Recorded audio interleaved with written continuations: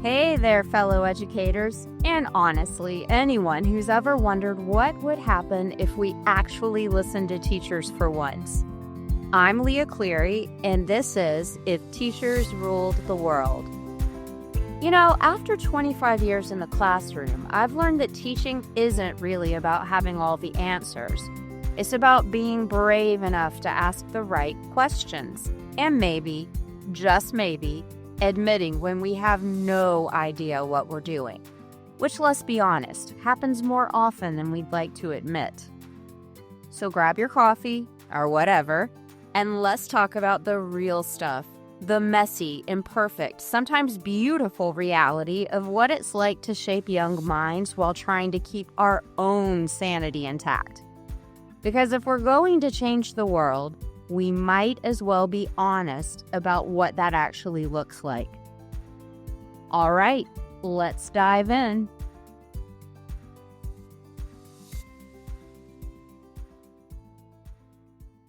Hey there, teachers. Before we get into today's episode, I want to ask you something. How many times have you been told to practice self-care? How many times has someone handed you a tip sheet about bubble baths and meditation and going for a walk, as if that's going to fix what's happening in your classroom, in your school, and, my friends, let's face it, in your life right now? I'm not here to tell you to take a bubble bath. I am here to tell you something I think you actually need to hear. What you are feeling is not your fault. It's not a personal failing. It's not because you aren't resilient enough or mindful enough or organized enough. And today, we're going to talk about why. Welcome to If Teachers Ruled the World. I'm Leah Cleary, and this is the episode I've been needing to record for a long time. Let's start with the word burnout. I actually don't have a problem with the word itself. Burnout, it's real. What it describes, the state of total depletion, that feeling like you have nothing left, that place where the job you used to love now fills you with dread on Sunday nights, that is real, and it does deserve a name. But here's what I do have a problem with. The way we treat burnout like it's an individual problem. Like, if you're burned out, something went wrong with you. Like you just need better coping strategies or something. Like if you journaled more or set better boundaries or had stronger morning routines, you'd be just fine. That framing isn't just wrong, it's actually harmful because it takes a systemic problem and turns it into a personal one. When you have the wrong diagnosis, the treatment doesn't work. You can do all the self-care in the world and still feel depleted. And then you feel worse because now you're depleted and you feel like you failed at wellness too. Here's the thing about burnout in education that I want to sit with for a second. It is everywhere. Study after study shows that teachers have among the highest burnout rates of any profession in the country. We're talking tens of thousands of teachers across every state, every grade level, every type of school, every demographic. Urban, rural, suburban, new teachers, veteran teachers, teachers who love their jobs, and teachers who are counting down the days to retirement. When something is that widespread, when it's not one teacher or 10 teachers or teachers in one bad district, but teachers everywhere, that is not an individual problem. My friends, that is a systemic problem. That's data. If people in one neighborhood all get sick at the same rate, we don't tell them to take more vitamins. We check the water supply. And I want to give credit here to investigative journalist Alexandra Robbins, who wrote The Teachers, A Year Inside America's Most Vulnerable, Important Profession. She wrote an opinion piece in Education Week in 2023 that really crystallized this for me. Her argument is that the very premise of teacher burnout is a convenient fiction, one that blames teachers for not being able to cope, rather than looking at the school systems that set teachers up to fail in the first place. I'm going to link to that piece in the show notes because it is worth reading. And there's another researcher, Doris Santoro at Bowdoin College, who actually prefers the term demoralization over burnout. Her distinction is this: burnout happens when you're pushed to exhaustion. Demoralization happens when you can no longer feel the moral rewards of your work, when you can't access the reason you became a teacher in the first place. I think a lot of teachers are experiencing demoralization right now. And I think the bubble bath advice makes that so much worse because it doesn't touch the actual wound. Let me say it plainly. If you're burned out right now, it's not because you're a weak person or a bad teacher. It's because the system is asking things of you that no human being can actually deliver. And I know this because I've watched it happen again and again over the past couple of decades of teaching. And I've lived it myself. I want to describe something to you that I've been calling the chasm. And I want you to tell me if this sounds familiar. On one side of the chasm are the expectations, not just written ones, the job description, the standards, the curriculum, the grading policies. I mean all of it. The unwritten stuff, too. Respond to every parent email within 24 hours.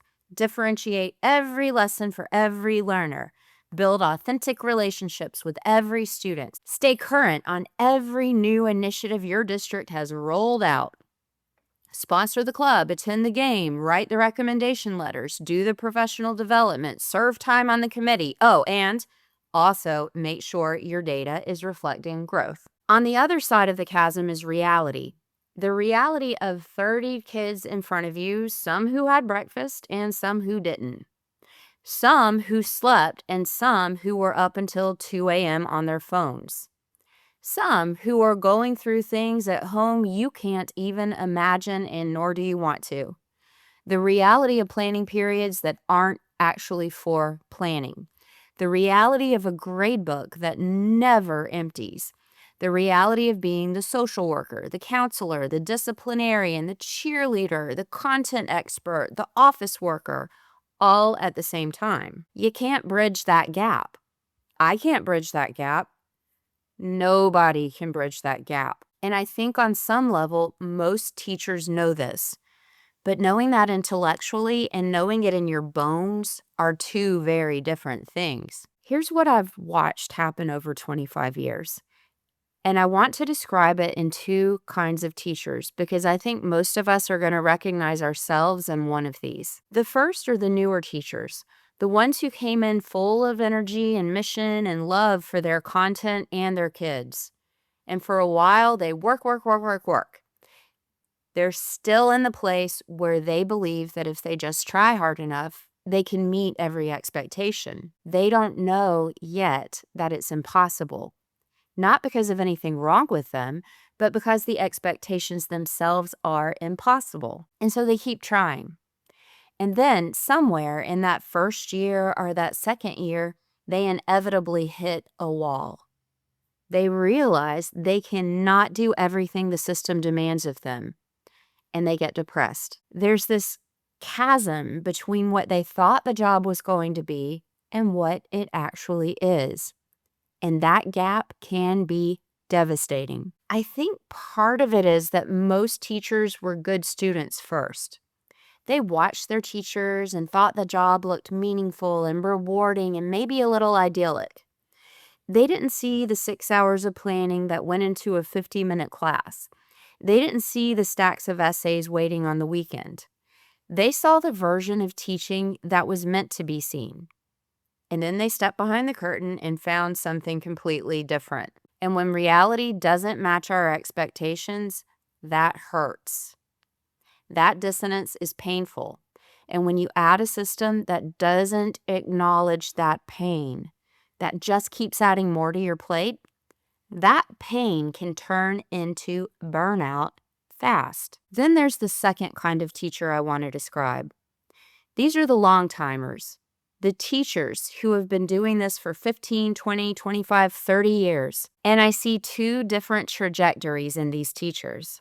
Some of them, and I say this with so much love and no judgment, believe me, They found a kind of wry peace in the chasm. They see it clearly. They know the gap between expectations and reality is never going to close. And they've made a quiet, personal decision to stop torturing themselves over it. They close the door, they teach, they make dry jokes in the staff lounge, they put their head down and do the work they can actually do without apology. They're not phoning it in. They still love their kids. They've just stopped fighting a battle that was never theirs to win. And then there are the others. And these are often, and this is the part that is a little scary and upsetting to a lot of us, I think. These are often the most earnest teachers, the most mission-driven ones, the ones who care so deeply that they cannot make peace with the impossible. They can't just shrug and close the door because everything in them says they should be able to do better. And so they keep straining against the gap. And over time, those are the teachers who become bitter or who leave or who stay and are so depleted that they're running on fumes. And here's what I want you to hear about that second group. They're not failing. They have not failed. They're mission-driven people who deserve a system that meets their dedication at least halfway. And the system is just not doing that. That's not a them problem. That is a system problem. Now I'm going to confess where I am in all of this, because I think it would be easy to listen to everything I just said and think, oh, wow, Leah has it figured out. Leah Cleary lives peacefully in the chasm. My friends, I do not. I want to be clear. I haven't figured this out. After 25 years, I still have to do this work every single day. I still drift. I still find myself back on the wrong side of the chasm, the side where my brain is telling me that I should be able to get everything done, that a good teacher would find a way, that I'm letting my kids down. Because here's the thing about being mission-driven. And I've talked about this before on the podcast, and I'll link to that episode in the show notes too. But if you want to find it, it's episode 17, When You Can't Feel Your Impact, a real talk for mission-driven teachers. And the URL is leahcleary.com/teacher burnout and motivation. But again, I'm going to link to it in the show notes, so check it out there. It's easier. When you are deeply mission-driven, when you actually believe in what you're doing, you don't get a pass from the impossible expectations. You feel them more acutely, actually. Your idealism is exactly what makes you a great teacher and exactly what makes you so vulnerable. So I drift, and then I have to redirect myself. And sometimes that looks like putting on my AirPods at lunch and walking around campus listening to 90s music just to move my body and take back 20 minutes that are mine. Sometimes it looks like not doing the thing I was supposed to do and refusing to feel guilty about it. And sometimes, this is my version of self-care, I guess. Sometimes on the drive home, I don't turn on anything. No music, no podcasts, no news. I just sit in the quiet and I ask myself one question. How am I feeling right now? And when the answer is depleted, I try to trace it back. Why? And 9 times out of 10, it comes back to the same thing. I couldn't get everything done. I couldn't meet every expectation. And some part of my brain is telling me that I failed. And then I have to remind myself, no, that's the wrong side of the chasm talking. That's the system talking. That's not the truth. The truth is that I did the work of a human being in the time available to a human being. And that has to be enough. Because it is, in fact, all there is. Okay, I know what some of you are thinking. This is all well and good, but I still have to go to work tomorrow. I still have a million essays to grade. Telling me it's systemic doesn't make it better. What do I actually do? I hear you. And I want to be honest that I do not have the fix for this big system we have. I wish I did. What I do have are a few things that have helped me live in the chasm. Not perfectly, not permanently, but enough to keep going. The first thing is naming it. And I mean actually naming it out loud or in your head. When you feel that pit in your stomach, not telling yourself you're tired or stressed or overwhelmed, getting specific. I feel depleted because I'm being asked to do more than any human being can do. That's not weakness. That's an accurate read of the situation, and that is a vital step. The second thing is remembering the difference between you and the system. The teachers I've watched survive long careers without losing themselves are not superhuman. They are not better or stronger than the teachers who struggled.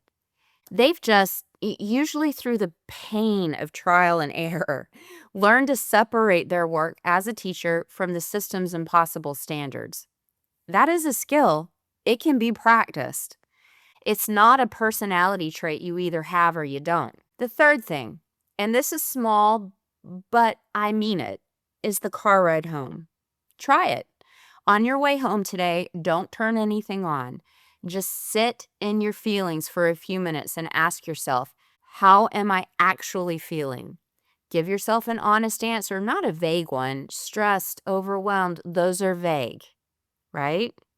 So if the answer is stressed or overwhelmed or bad, trace it back. I'll bet you that it leads one way or another to the gap between expectations and reality. And when you can see that, when you can name it for what it is, it loosens something. Not everything, but something. You are not the problem.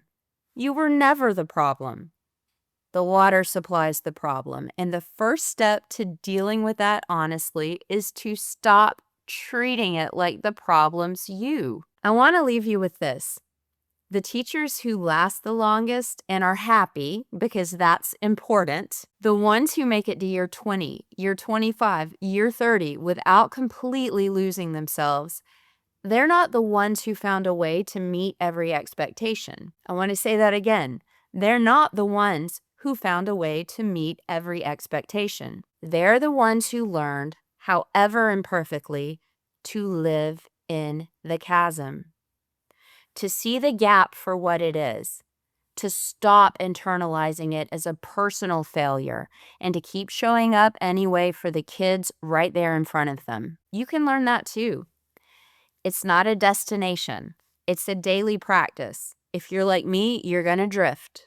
I drift all the time. But then you name what caused you to drift and you come back. You're not burned out because you're broken. You're depleted because the job, as it's currently designed, asks more than any one person can give. That's a fact, and it's not your fault. Thanks so much for being here today. I'll see you guys next week, and in the meantime, be easy on yourself and try to find a comfortable seat in the chasm with me. That's it for this week on If Teachers Ruled the World. Be sure to subscribe, share with a teacher friend, and join the conversation at leahcleary.com. Until next time, keep ruling your classroom and rewriting the rules.